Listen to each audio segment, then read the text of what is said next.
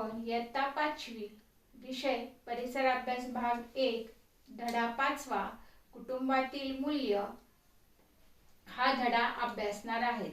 विद्यार्थी मित्रांनो, आपण आपल्या जीवनातील जास्तीत जास्त काळ आपल्या कुटुंबासाठी आणि कुटुंबातच घालवत असतो। आपल्या कुटुंबातूनच आपल्याला समाजात कसे जगावे याविषयी ज्ञान आणि माहिती मिळत असते। मिळणाऱ्या शिकवणीमुळेच आपण समाजात चांगल्या पद्धतीने कसं राहू शकतो याची माहिती आज आपण करून घेणार आहोत। मग यासाठी काही आपल्या पुस्तकामध्ये प्रश्न विचारलेले आहेत आणि त्या प्रश्नांची आपण काय करणार आहेत, उत्तर बघूया। मग असं आहे पुस्तकामध्ये आपल्याला सांगा पाहू। आता सांगा पाहू म्हणजे मी माझं मत तुमच्या पुढे मांडते। बघा, आता प्रश्न पहिला असा आहे की तुमच्या कुटुंबात सहलीला जाण्याचा निर्णय कसा घेतात। आपण सर्वच जण मे महिन्याच्या सुट्टीत किंवा दिवाळीच्या सुट्टीमध्ये सहलीला जात असतो। मग हा सहलीला जाण्याचा निर्णय तुमच्या कुटुंबामध्ये कसा घेतला जातो? फक्त तुमचे आई वडीलच घेतात का तुम्ही सगळेजण मिळून घेतात? बऱ्याच ठिकाणी आपण सगळेजण मिळून सहलीला कुठं जायचं, कसं जायचं हे ठरवत असतो आणि त्यातला जो काही योग्य निर्णय असेल तो आपण घेत असतो। असाच प्रश्न परत दुसरा प्रश्न असा आहे की तुम्ही सहलीला जाण्याचे ठिकाण सुचवता का? म्हणजे तुम्ही वयाने लहान आहात तरी पण तुम्ही सहलीला कुठं जायचं हे आपल्या घरातल्या कुटुंबातल्या मंडळींना सुचवतात का?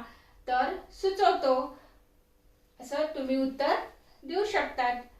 तुम्हालाही भूगोलातून किंवा तुमच्या मित्रमैत्रिणी वेगवेगळी ठिकाणं सांगत असतात आणि तुम्ही त्याप्रमाणे तुमचं ठिकाण सहलीला जाण्याचं सुचवत असतात। पुढचा प्रश्न असा आहे की कुटुंबातील सण समारंभाच्या तयारीत तुम्ही कोणती मदत करता का? तुम्हाला माहिती आपल्या कुटुंबामध्ये आपण सण समारंभ साजरे करत असतात, त्यावेळी घरात खूप काम असतं। मग या कामामध्ये तुम्ही मदत करता का? तर हो। तुम्ही काय करता मग मदत? तर तुम्ही छोटी छोटी कामं करतात। मग त्याच्यामध्ये साफसफाई करणं, रांगोळी काढणं, तोरण बांधणं यासारख्या छोट्या छोट्या गोष्टी तुम्ही करत असतात। मग निर्णय प्रक्रियेमध्ये आपण काय करत असतो? सहभाग घेत असतो। मग ही जी निर्णय घेणं हे छान आहे। निर्णय घेण्यात सहभाग घेतो यामुळं आपल्याला कोणता निर्णय योग्य कोणता निर्णय अयोग्य हे समजतं। आपण आपल्या कुटुंबात राहतो, मग कुणी एकत्र कुटुंबात राहतं, कुणी विभक्त कुटुंबात राहतं।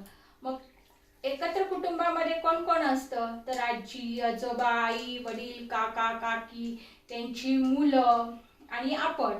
तर विभक्त कुटुंबामध्ये फक्त आपले आई वडील आणि त्यांची मुलं एवढेच असतात।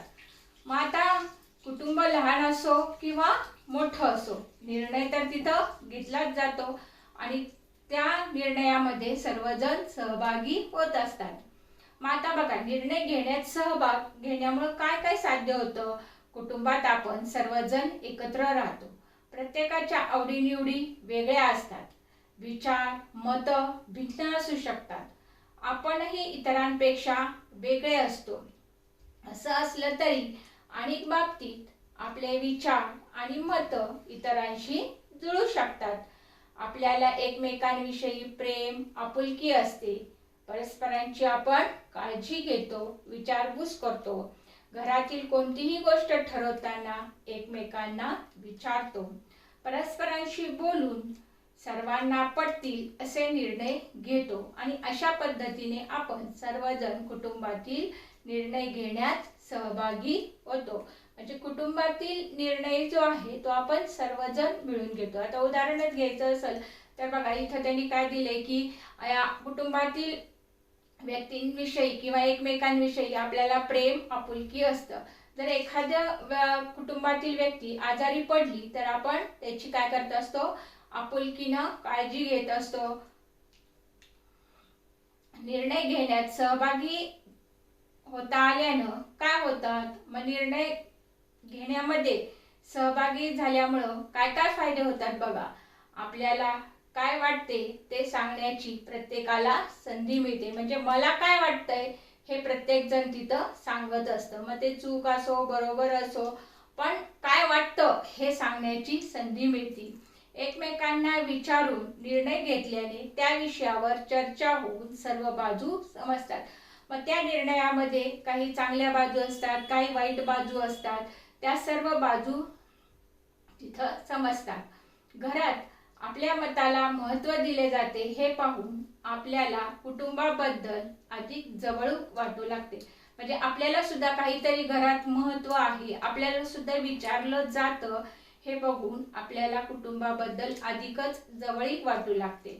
आपल्या कुटुंबातील काही निर्णयात जसा आपला सहभाग असतो तसाच आपला सार्वजनिक बाबतीतही असला पाहिजे. सार्वजनिक म्हणजे काय, तर सार्वजनिक म्हणजे सर्व लोकांचे. मग सर्व लोकांचे म्हणजे आपण ज्या समाजामध्ये राहतो. वृत्तपत्रात आपण दर सहभागाच्या बातम्या वाचतो. अशा काही बातम्या मी तुम्हाला सांगते. महानगरपालिकेच्या अंदाजपत्रकात नागरिकांचा सहभाग, खर्च कोणत्या बाबीवर करावा हे नागरिक ठरवतात. शहराच्या विकास आराखड्यात सुधारणा सुचवण्यासाठी नागरिकांची गर्दी. आपण आपल्या परिसरात अनेक छोटे छोटे बदल व्हावेत असं आपल्याला वाटत असतं आणि या बदलांविषयीचे निर्णय सर्वांनी मिळून घेणे हिताचे असते. मग असे छोटे छोटे निर्णय म्हणजे काय, समजा आपल्या परिसरामध्ये आपण जिथं राहतो त्या परिसरामध्ये लाईट नसल, पाणी नसल, तर हे छोटे छोटे बदल घडून आणण्यासाठी आपल्या परिसरातील लोकच निर्णय घेत असतात. परिसरातील बदलाविषयीचे निर्णय सर्वांनी मिळून घेणे हिताचे असते. आपण निवडून दिलेले सरकार सार्वजनिक प्रश्नाबाबतचे निर्णय घेतो.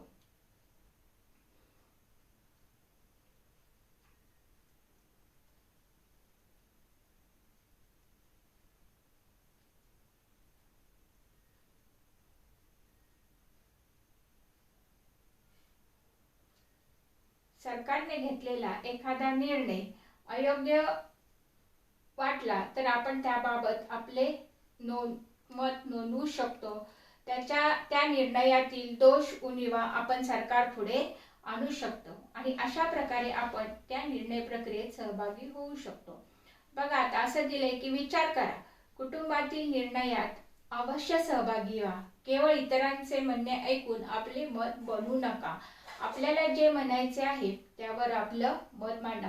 म्हणजे कुटुंबामधले बाकीचे लोक जेव्हा निर्णय घेत असतात, त्या निर्णयाबद्दल चर्चा करत असतात, तेव्हा आपणही आपलं काय मत आहे ते तुम्ही मांडलं पाहिजे. नुसतं दुसऱ्यांचंच काय मत आहे हे तुम्ही ऐकून घेऊन आपला निर्णय ठरवू नका.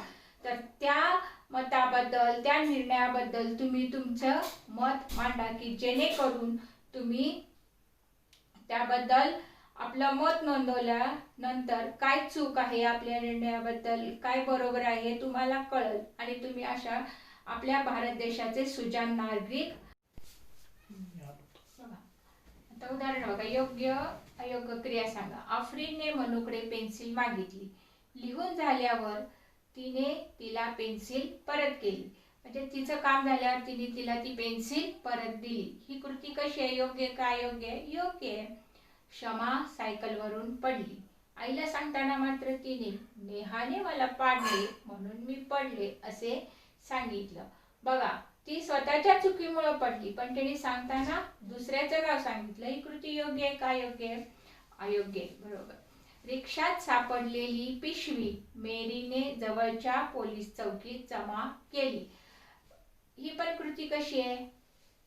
योग्य आहे. बरोबर. नेहमी कसं वागावं? मग प्रामाणिकपणाने वागावे. आता मग या प्रामाणिकपणाबद्दल आपण माहिती घेऊया. बघा आता, प्रामाणिकपणा व अप्रामाणिकपणाचे परिणाम काय काय आहेत ते आपण बघूया. आपल्या हातून बऱ्याच वाईट गोष्टी घडत असतात. कधीही चुकाही होत असतात.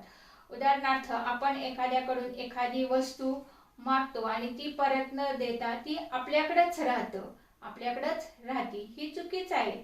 पण जेव्हा एखादी चूक आपल्या लक्षात आल्यास त्याविषयी आई वडिलांशी, भावंडांशी, मित्रमैत्रिणींशी जर आपण मोकळेपणाने बोललो तर त्यातून आपल्याला झालेली चूक सुधारण्याची संधी मिळते. मग ती जेव्हा दुसऱ्याची वस्तू आपल्याकडेच राहते तेव्हा आपण तिला सॉरी म्हणू शकतो, चुकून राहिली असं म्हणून आपण तिला जर आपण ती वस्तू परत केली तर त्याच्यातून आपली चूक सुधारण्याची आपल्याला संधी मिळते आणि आपला प्रामाणिकपणा दिसून येतो. त्याचबरोबर आपले काम सचोटीने करणेही आवश्यक आहे. म्हणजे आपलं काम जे आहे हे प्रामाणिकपणाने करणं सुद्धा गरजेचं आहे. नात्यांमधील परस्पर विश्वास कसोशीने जपणे व कोणाची फसवणूक न करणे ही सुद्धा प्रामाणिकपणाचे लक्षण आहे. प्रामाणिकपणा आपल्याला निर्भय बनवतो. बघा, प्रामाणिकपणा जो आहे हा प्रामाणिकपणा आपल्याला निर्भय बनवतो. म्हणजे कोणत्याच गोष्टीची आपल्याला भीती वाटत नाही. या उलट अप्रामाणिकपणा जो आहे तो त्याची सतत आपल्याला काय होत असती, भीती असती. पुढचं घे ना पान, मग नंतर ते अप्रामाणिकपणा जो आहे या अप्रामाणिकपणाने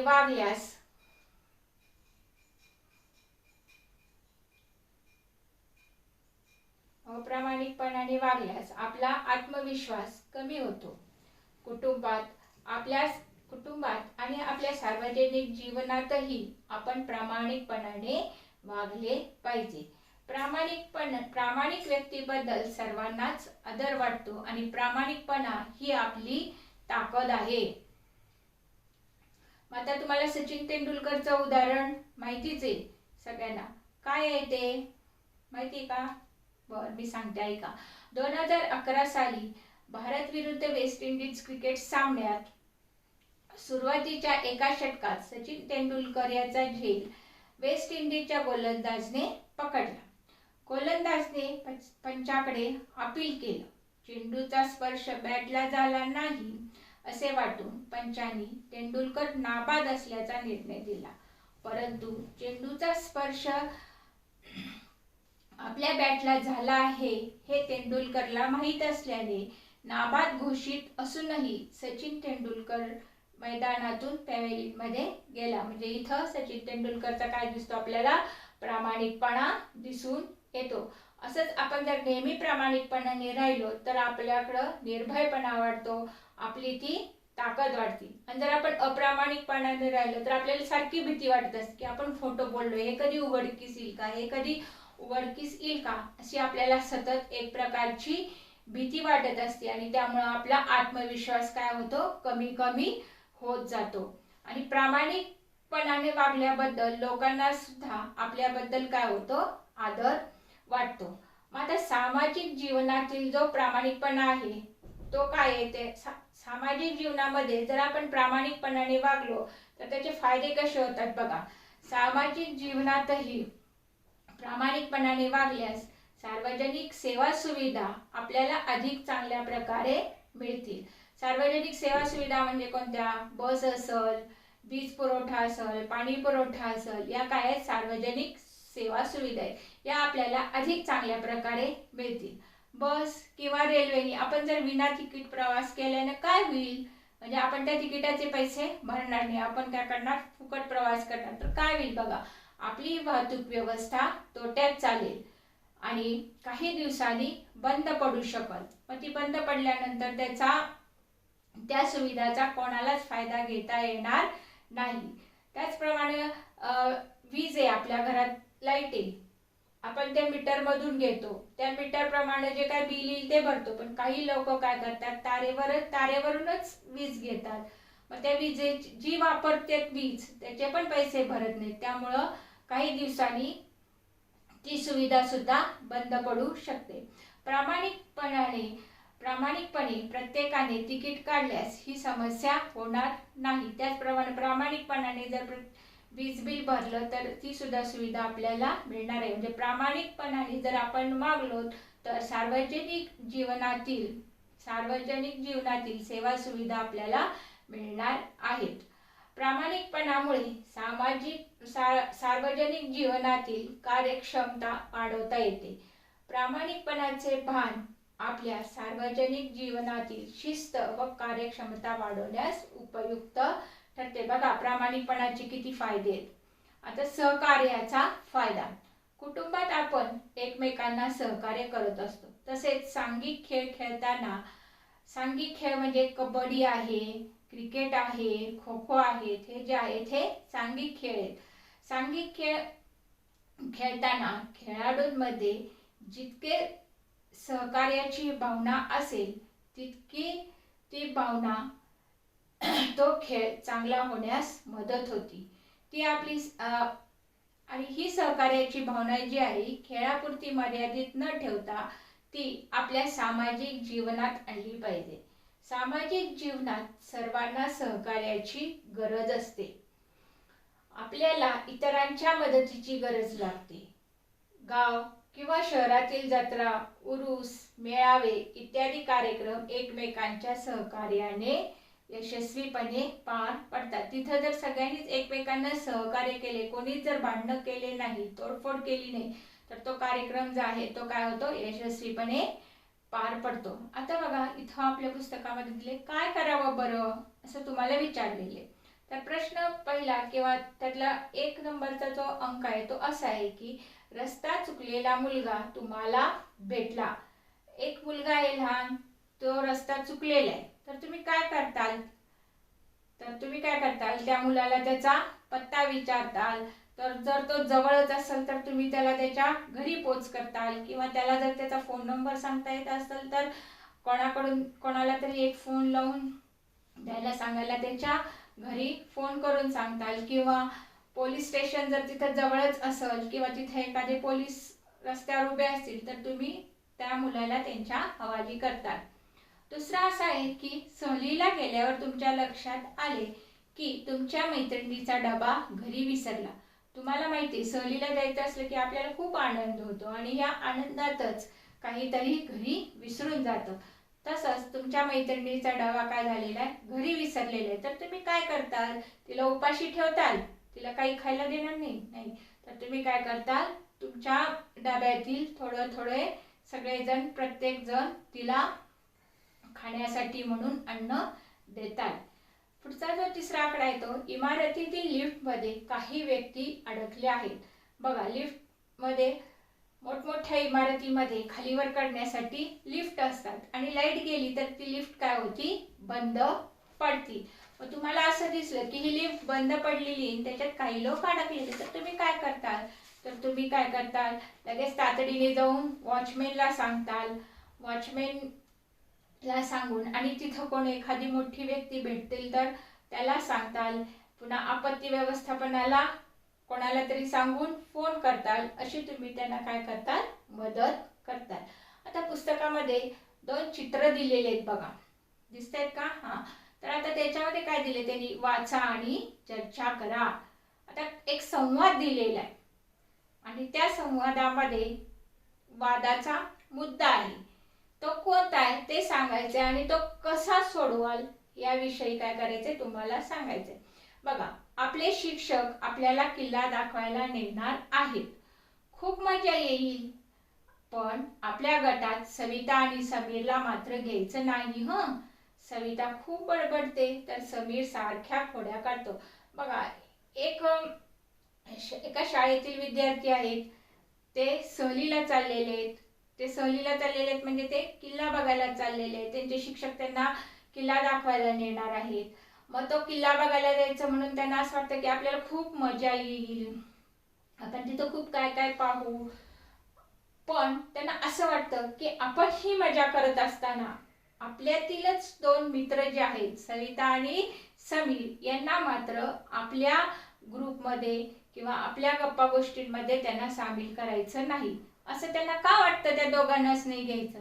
कारण त्या दोघांच्या मध्ये काय असतं तर सविता खूप बडबडते, म्हणजे तिची सतत सारखी बडबड असते. ती दुसऱ्यांचं काहीच ऐकून घेत नाही, ती स्वतःचीच बडबड काय करत असती, जास्त करत असती. तर समीर जो आहे तो सारख्या खोड्या काढत असतो. त्यामुळं काय म्हणतात की ह्या दोघांना आपल्या गटामध्ये घ्यायचं नाही. पण दुसरी एक त्याचीच मैत्रीण असती, ती काय म्हणते की ते जरी दोघं, सविता जरी खूप बडबडत असली, समीर जरी खूप खोड्या काढत असल्या, म्हणून काय झालं, पण सविता छान गाते, समीर चांगले विनोद सांगतो आपण त्यांच्याशी बोलूया, ते आपलं ऐकतील, आपण त्यांना वगळायचं नाही.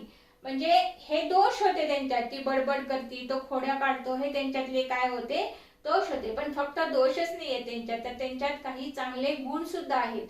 आणि त्या विद्यार्थिनींनी काय केलेले, त्याच्यातले चांगले गुण जे आहेत ते बघितले. तर काय, सविता छान गाणं म्हणते, समीर चांगले विनोद सांगते, हा त्यांच्यातला जो चांगला गुणधर्म आहे तो तिने सांगितला. मग आपण त्यांच्याशी या विषयावर बोलूयात. म्हणजे मग तू खूप बडबड करतीस, तर तिथं आता ट्रिपला गेल्यावर तू जास्त बोलू नको. मग समीरला समजून सांगितलं की तू जास्त खोड्या काढू नको. असं जर आपण त्यांना समजून सांगितलं तर ते आपलं ऐकतील आणि आपण त्यांना वगळायचं नाही, म्हणजे त्यांना आपल्या बरोबरच राहू द्यायचं. मग त्याच्या लक्षात येतं की हो खरंच, की माझ्या लक्षातच नाही आलं, आपण सगळे मिळून सहलीची तयारी करू. अरे हो, त्यांच्यातले जे चांगले गुण आहेत ते माझ्या लक्षातच नाही आले, माझं चुकलंच. चला तर आपण सगळे मिळून सहलीची तयारी करू. हो, गायत्री म्हणती ते बरोबर आहे. सविताकडून आपण नवीन गाणे शिकू, समीरकडून आपण छान छान विनोद ऐकू. म्हणजे जरी त्यांच्यामध्ये दोष असले तरी चांगल्या गोष्टी सुद्धा त्यांच्यामध्ये आहेत आणि त्या काय करायच्या, आपण त्यांच्यातून शिकायच्या आहेत. आता बघा पुढचं जे आहे ते सहिष्णु वृत्ती.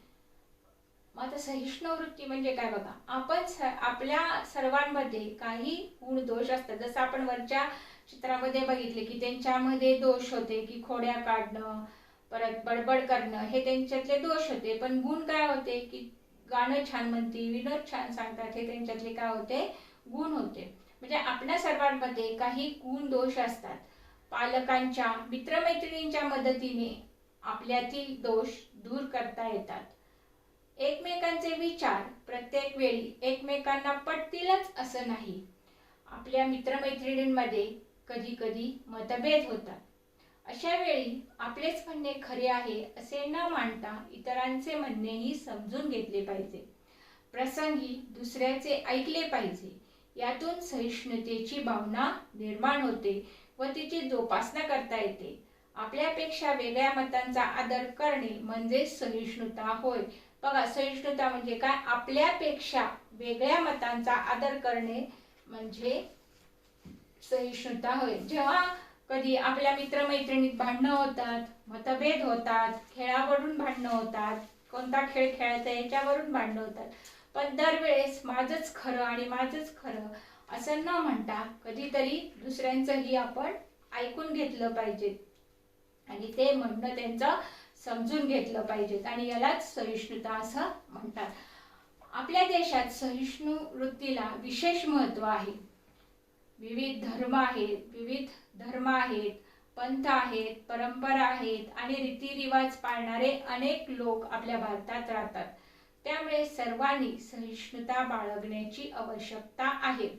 म्हणजे प्रत्येक धर्माचे वेगवेगळे काय असतात, रीतिरिवाज असतात आणि त्या धर्माची लोक तो पाळत असतात आणि तेव्हा ते पाळत असताना आपण त्यांना काय करायचे, मदत करायची आहे.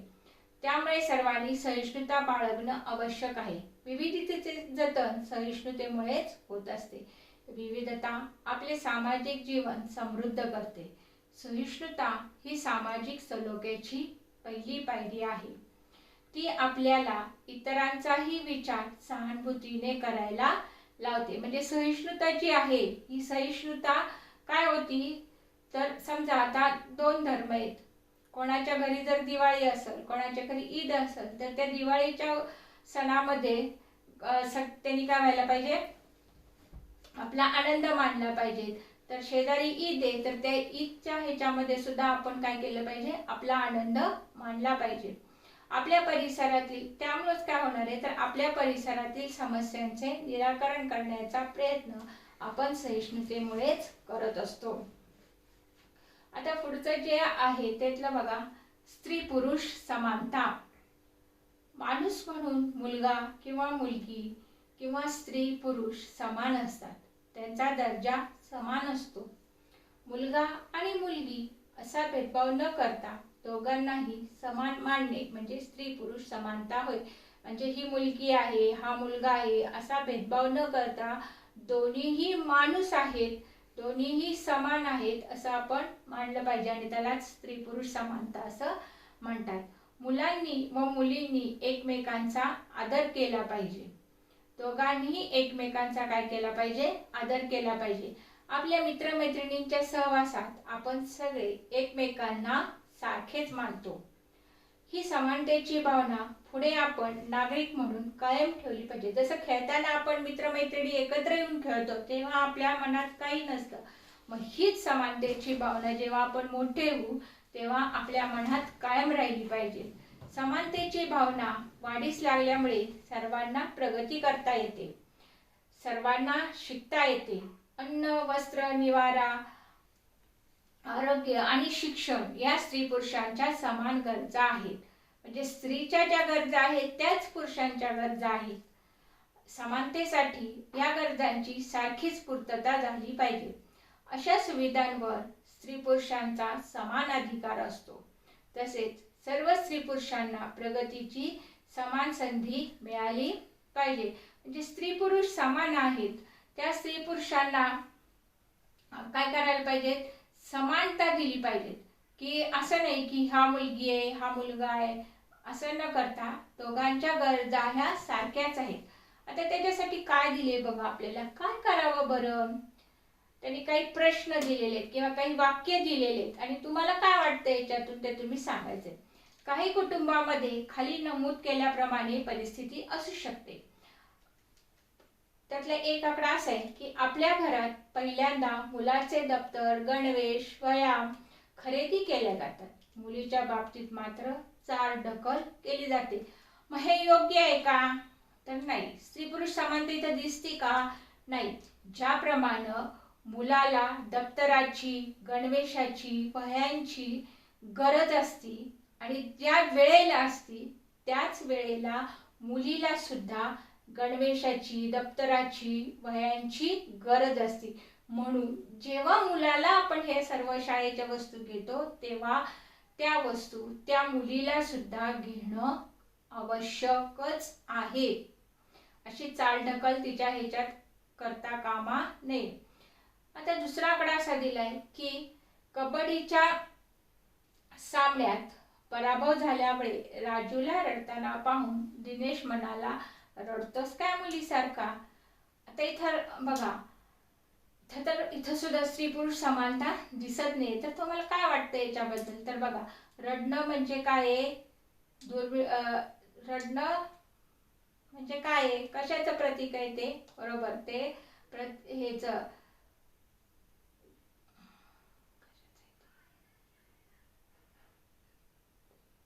दुबळेपणाचं लक्षण आहे. रडणं हे काय? दुबळेपणाचं लक्षण आहे. मग या वाक्यातून दिनेशला असं सुचवायचंय की मुली ह्या दुबळ्या असतात आणि मुलं हे कणखर असतात. पण तसं नाहीये. मुली सुद्धा मुलांसारख्याच कणखर असतात आणि त्यांच्यामध्ये असा भेदभाव करता उपयोगाचा नाही. तर राजूला त्यांनी समजून सांगितलं पाहिजे की आपण ह्या वेळेस हारलो, आपण पुढच्या वेळेस जिंकू, असं त्यांनी त्याची समजूत काढायला पाहिजे होती. आता तिसरा आकडा काय बघा, वंदनाला चेंडू आणि बॉल बॅट खूप आवडते, पण तिला भातुकली खेळण्यासाठी चूल, बोळकी, बाहुली आणून दिली जाते. बघा, वंदनाला चेंडू, बॅट म्हणजेच क्रिकेट खेळायला खूप आवडतं, पण तिला भातुकली खेळण्यासाठी चूल, बोळकी, बाहुली आणून दिली जाते. आपल्या समाजामध्ये अशा काही पारंपरिक मतं ठाम मांडली गेली आहेत की नाही, ती मुलगी आहे तर त्या मुलींनी काय चूल, बाहुली याच्याबरोबरच खेळलं पाहिजे. क्रिकेट हा फक्त मुलांचाच खेळ आहे आणि तो मुलांनीच खेळला पाहिजे. म्हणजे आपल्या समाजामध्ये असे काही संकेत मांडलेले आहेत की काही खेळ हे मुलांचे आहेत, काही खेळ हे मुलींचे आहेत. पण आता तसं न करता ज्याला जो खेळ आवडेल तो त्याला खेळून दिला पाहिजे. वंदनाला चेंडू, बॅट म्हणजे क्रिकेट खूप आवडतं तर तिला तो क्रिकेट खेळून दिला गेला पाहिजे. आता तुम्हाला तर माहिती आहे की मुलींचे सुद्धा क्रिकेटाचे क्रिकेट संघ आहेत. सारिका आईला स्वयंपाक व घरकामात मदत करते. तिच्या भावाला ते काम करण्यास कधीच सांगितले जात नाही. म्हणजे नेहमी मुलींनीच काम केले पाहिजे, आईनीच काम केलं पाहिजे असा जो संकेत पडलेला आहे, हा संकेत काय आहे? चुकीचा आहे. जेव्हा आई काम करत असती किंवा मुलगी काम करत असती तेव्हाच तिच्याच बरोबर भावाला म्हणजे पुरुषांनी सुद्धा थोडंफार काम केलं पाहिजे, त्या कामात मदत केली पाहिजे. म्हणजे फक्त मुलींनीच कामात मदत केली पाहिजे असं नाही, तर मुलांनी सुद्धा घरकामात मदत केली पाहिजे.